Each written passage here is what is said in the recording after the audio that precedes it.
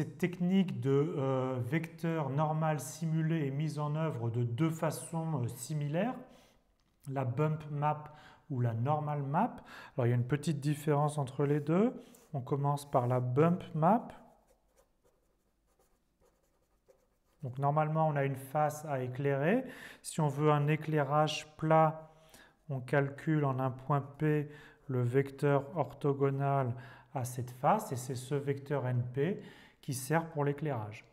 Mais avec la technique de la bump map, on associe à cette face une texture qui est une image en niveau de gris. D'accord ? Et donc cette image en niveau de gris donne une déformation de notre vecteur NP. Donc je vais noter N'P, donc c'est notre NQ de tout à l'heure. Mais comme c'est une image en niveau de gris, en fait, on a un seul degré de liberté pour la déformation du vecteur NP en un autre vecteur. D'accord ? Et donc, ça permet de simuler une face un petit peu bosselée. Si on veut plus de liberté, on fait la technique de la normal map. Donc, on repart d'une face plate de notre vecteur orthogonal NP.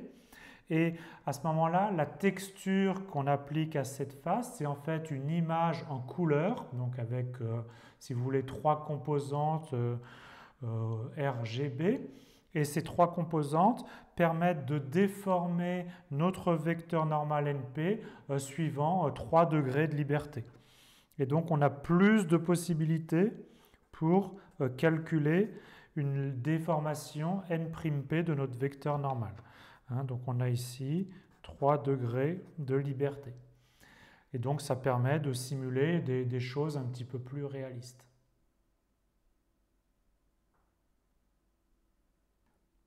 Quand vous récupérez une texture toute faite, vous avez en fait souvent plusieurs images qui correspondent à plusieurs textures avec différents rôles. Ici, sur l'image de gauche, vous avez les couleurs qui seraient les couleurs d'un mur de pierre. Et ce qui nous intéresse surtout, c'est l'image de droite qui correspond à la normal map, qui explique le relief associé à ce mur de pierre. Vous voyez que les pierres ressortent et que par contre les joints sont plus enfoncés.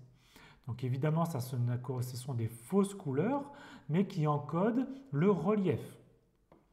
Donc, voyons ce que ça peut faire. Ici, nous avons une texture qui correspond à une couleur. C'est ici des petits pavés qui correspondraient à un sol, par exemple.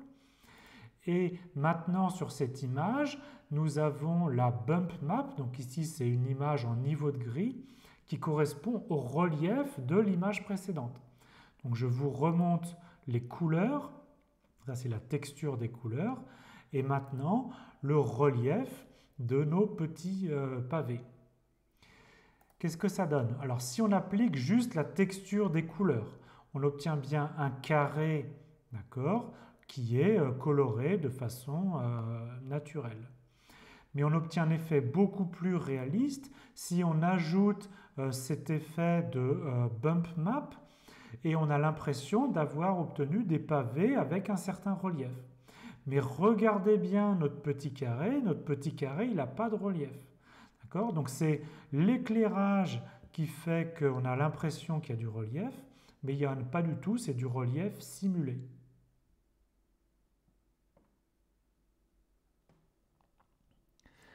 Les techniques qu'on a vues donc de normal map et de bump map sont des techniques efficaces pour obtenir un rendu simulé d'une portion courbe de l'espace. Maintenant, ça a quand même des inconvénients, c'est-à-dire que quand on va calculer par exemple les ombres de l'objet, l'objet géométrique reste toujours composé de faces plates. Et donc l'ombre ne va pas être la bonne ombre géométrique. De même, quand on va regarder les bords de l'objet, on va obtenir le bord d'un objet à face plate. Donc, il y a une technique plus performante, mais qui demande beaucoup plus de calcul, qui est la technique du displacement map.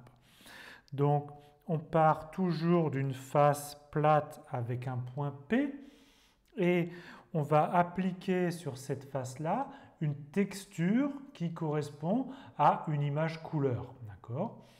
Et donc, cette image couleur représente la façon dont on doit déformer notre point P.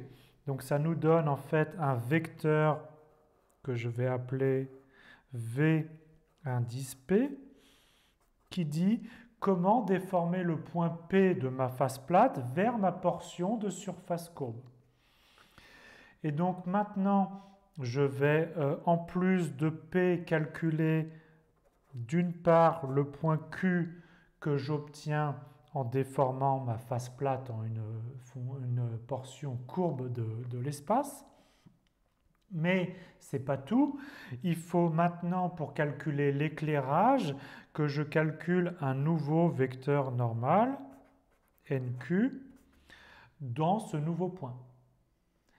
Donc géométriquement, mon objet maintenant, c'est ma portion courbe de l'espace avec donc des nouveaux vecteurs à calculer, mais ce n'est pas ce qui est encodé dans la machine. Ce qui est encodé dans la machine, c'est bien une face plate et des vecteurs VP qui indiquent comment la déformer. Et ensuite, on fait des calculs pour calculer Q et le vecteur normal en Q. Alors l'intérêt, c'est exactement résoudre les problèmes qu'on avait. Maintenant, notre face géométrique, c'est vraiment notre portion courbe de l'espace. Et donc les calculs pour les ombres, les réflexions, les bords se font bien avec la bonne surface.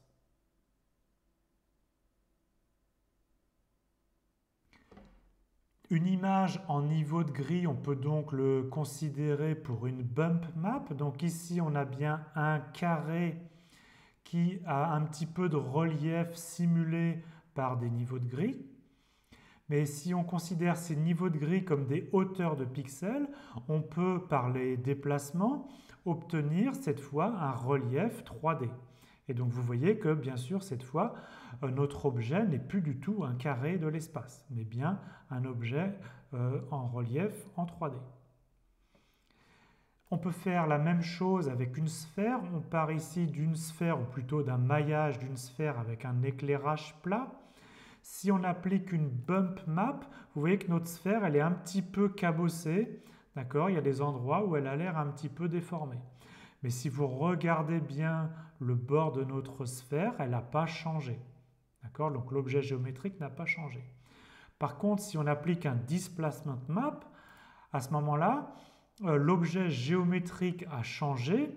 Et donc, ici, c'est l'éclairage de notre nouvel objet géométrique qui n'est plus une sphère. L'objet a changé. Évidemment, le paramètre qui mesure la quantité de déplacement, on peut le changer à volonté. Et donc, vous pouvez déformer beaucoup votre sphère.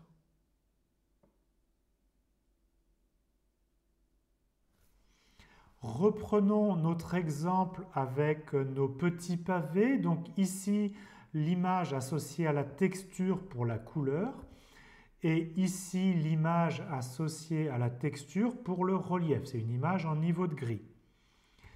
Si on utilise seulement la texture associée à la couleur, on obtient un carré plat, d'accord, en couleur. Mais il n'y a pas du tout de relief. Si on utilise la texture associée au relief comme bump map, vous voyez qu'on a un effet de relief pour les petits pavés, mais que c'est toujours un carré, l'objet géométrique associé. Donc je vous remontre sans effet de relief et avec un effet de relief simulé. Maintenant, on va vraiment changer le relief avec une application de déplacement. Donc remarquez qu'on obtient toujours une impression de relief, mais cette fois ce n'est plus du relief simulé, c'est du relief réel. Vous voyez que notre objet géométrique, c'est plus un petit carré. Vous voyez que le bord, il a plus ou moins de la hauteur. Et donc le relief qu'on voit, c'est ici du relief réel avec des ombres qui sont calculées en fonction de la hauteur de nos petits pavés. Bien évidemment, on peut changer le facteur de déplacement pour obtenir des effets plus ou moins réalistes.